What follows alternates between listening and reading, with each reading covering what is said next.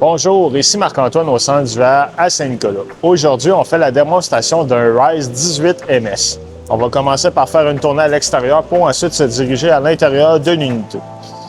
Donc, on commence au bas ici. C'est pour remplir notre propane. On a un solénoïde qu'on doit mettre à on pour activer les gaz pour en avoir à l'intérieur. Et sous le marchepied, juste ici, on a un Quick Connect de propane pour connecter soit un barbecue ou un foyer extérieur. Ici, on a la prise coaxiale pour brancher la télévision, ainsi qu'une prise 120 volts qui va fonctionner lorsque le véhicule est branché ou que l'inverteur est à on. À l'arrière, lorsqu'on ouvre les portes, on a ici l'emplacement pour remplir notre réservoir d'eau fraîche. Donc, lorsqu'on veut fonctionner en mode autonomie, on remplit notre réservoir et en activant la pompe à l'eau, on va être capable d'avoir de l'eau. Une prise Quick Connect pour la douchette qu'on voit juste ici. On a l'éclairage qu'on peut ouvrir et fermer, ainsi que l'interrupteur pour actionner la pompe à eau. On a une prise 12 volts et 120 volts supplémentaires. Dans la salle de bain à l'arrière, la toilette est de type cassette. Donc, elle a son propre petit réservoir qu'on va pouvoir sortir ici lorsqu'il est plein.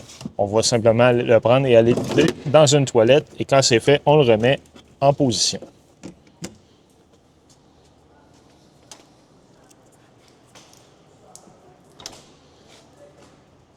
On a de l'éclairage à l'extérieur ici et la connexion pour brancher l'eau de la ville ou du camping pour avoir de l'eau à l'intérieur. Ce qu'on voit là, c'est notre sortie pour le système de chauffage et de chauffe-eau pour le Truma qui est à l'intérieur. Donc, lorsqu'il va être en fonction, il y a une chaleur qui va sortir d'ici. Ce qu'on voit là, c'est l'emplacement pour serrer notre tuyau d'égout.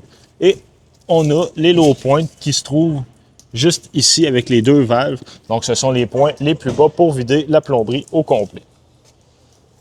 La connexion 30 ampères 120 volts pour connecter le motorisé.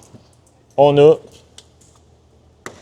une prise coaxiale supplémentaire et une prise pour connecter un panneau solaire portatif. Très important, si on connecte un panneau ici, il doit avoir un régulateur de courant intégré.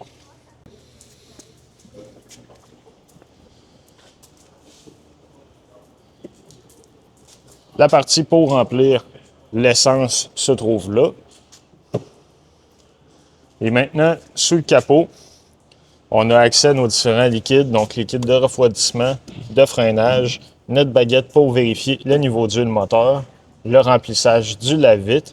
Et lorsqu'on veut survolter le véhicule, la batterie se trouve sous le compartiment du siège conducteur. Donc, préfilé sous le câble, juste ici, on a la prise positive pour mettre notre pince rouge et la pince noire négative ici au frein. Maintenant, on va se diriger à l'intérieur.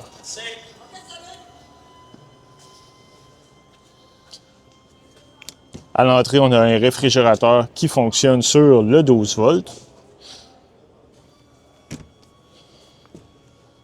On a notre coupe-circuit principal qui se trouve au bas complètement. Donc, lui va couper complètement le courant en 12 volts. Pour le panneau de contrôle principal, lorsqu'on est sur la maison, on a des raccourcis en fait pour la climatisation, ouvrir, fermer les lumières, les réservoirs d'eau, énergie pour les batteries et la génératrice et l'action des moteurs. Lorsqu'on va sur l'eau, on va voir nos réservoirs d'eau grise et d'eau fraîche. On a aussi l'action pour mettre en marche la pompe à eau, donc lorsqu'on veut fonctionner en mode autonomie. Et on a des tank heaters. Les tank heaters, c'est des pads chauffants qui sont collés sous le réservoir d'eau grise pour prévenir le gel. Donc, si à l'extérieur, il fait sous zéro, on va être capable d'effectuer la vidange de nos eaux usées. On ne veut pas que ça gèle. On va mettre en marche les tank heaters. Lorsqu'on descend, on a le contrôle du haut-vent. Celui-ci est électrique.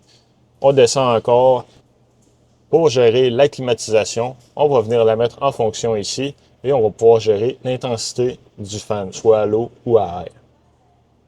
Lorsqu'on descend, on a l'éclairage complet du véhicule, donc on peut tamiser certaines lumières. Quand on va là, il y a la possibilité, avec un module supplémentaire, de connecter pour avoir les capteurs de nos pneus, les capteurs TPMS en fait dans les pneus.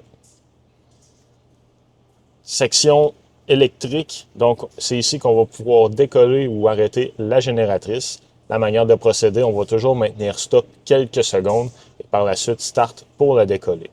on voit le voltage de nos batteries, donc la batterie maison coach et la batterie châssis qui va servir à faire décoller le moteur. Pour l'instant, le propane est vide. On peut gérer aussi la ventilation, donc dans la cuisine et dans la salle de bain. Et lorsqu'on va dans les réglages, on va pouvoir connecter un appareil Bluetooth, télécharger une application supplémentaire pour avoir le même type de contrôle sur notre téléphone. On peut modifier l'heure et connecter aussi notre module au Wi-Fi pour s'assurer de faire les mises à jour au besoin. Au-dessus de la porte d'entrée du côté droit, on a un moniteur pour actionner notre inverteur. Donc lui, ce qu'il va faire, c'est convertir notre courant 12 volts en 120 volts. Ça va nous permettre d'utiliser nos prises de courant sans décoller la génératrice si le motorisé n'est pas branché. Pour le système de chauffage et de chauffe-eau, c'est sur le même contrôle, le Truma juste ici. Donc, pour chauffer l'habitacle, on a le petit pictogramme ici. On va simplement tourner la roulette pour mettre la température voulue. Pour la vidéo, on le met à off. Et le chauffe-eau, on va avoir différents modes, donc Eco ou Hot. Ce que ça va permettre de faire, Eco, c'est que ça va chauffer tranquillement la température de l'eau, donc on va utiliser moins de courant. Lorsqu'on va avoir de l'eau plus rapidement, de l'eau chaude, on va le mettre à Hot. On peut aussi gérer juste une ventilation via le système, donc on peut simplement actionner une ventilation et choisir la vitesse de celle-ci. Donc, dans la cuisine, on a un évier avec l'eau chaude, l'eau froide. On a une cuisinière qui fonctionne au propane. Donc, elle, simple de fonctionnement. On va ouvrir les gaz et appuyer pour avoir l'étincelle. Au mur, on a prise USB, USB-C, 120 volts avec un breaker intégré. Donc, si on n'a pas de courant dans nos prises, c'est un des premiers endroits à venir s'assurer que le bouton est bien enclenché. Prise coaxiale pour la télévision et HDMI juste ici. Au fond, complètement, on voit la toilette et on a un lavabo qui est intégré au mur. Donc lui, lorsqu'on veut se laver les mains, quoi que ce soit, le drain se trouve à l'arrière. On va simplement le basculer pour vider l'eau. Même chose, la douche avec l'eau chaude, l'eau froide, et on a un garde-robe qui se trouve de l'autre côté. Maintenant ici, seconde prise de courant avec un autre breaker intégré, prise USB, USB-C. Ce qu'on voit là, les capteurs comme ça ici, c'est simplement les capteurs de température pour la climatisation et le système de chauffage. On va avoir du rangement partout, en haut et dans les cabinets, juste ici. Et pour notre fauteuil, en ce moment, il y a possibilité de le convertir en notre lit. C'est notre lit principal. Ce qu'on va faire, c'est simplement venir tirer sur la partie du bas ici pour extensionner et repositionner les coussins pour avoir un lit double complet. Tant que c'est fait, on peut le repousser dans la position.